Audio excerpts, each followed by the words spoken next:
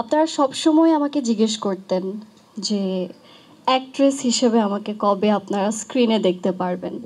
And আমিও আসলে চিন্তা করতাম যে হ্যাঁ, আমি আসলে কবে অ্যাক্ট্রেস হিসেবে আপনাদেরকে একটা ভালো কাজ উপহার দিতে পারবো।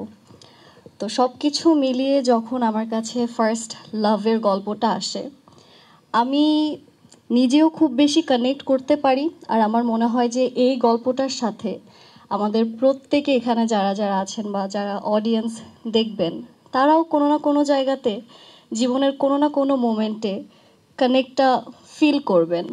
আর নামটা যেহেতু ফার্স্ট লাভ, আমি এমন কোনো একটা কাজ দিয়ে নিজেকে বা নিজের কাজ দেখাতে চাচ্ছিলাম যেটা আসলে সবার মনে গেঁথে যায়।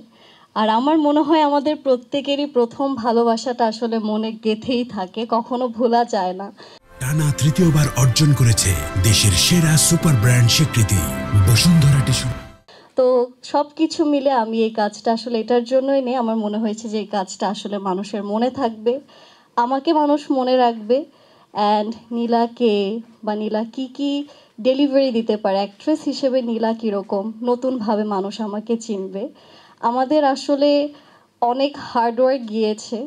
অ্যান্ড আমরা আসলে সবসময় এটাই বিশ্বাস করি যারা আমরা এন্টারটেনমেন্ট বা মিডিয়া ইন্ডাস্ট্রিতে আছি, যে আমাদের অডিয়েন্স আসলে ভালো দেখাটা ডিজার্ভ করে। They need to see good and qualityful content. And যখন আমি জানলাম যে এটার বসুন্ধরা হাউজিং প্রেজেন্স হতে যাচ্ছে ফার্স্ট লাভ, আমি জানি তাদের কন্টেন্টের কোয়ালিটি সব কিছু মিলিয়ে অ্যামেজিং থাকবে। প্রত্যেকটা সিনারিও, প্রত্যেকটা কর্নার, প্রত্যেকটা সিনেমাটোগ্রাফি আপনারা ফিল করতে পারবেন, সুন্দর লাগবে। দেখার যে সৌন্দর্যটা সেটা নাটকে আপনারা খুঁজে পাবেন ইনশাল্লাহ।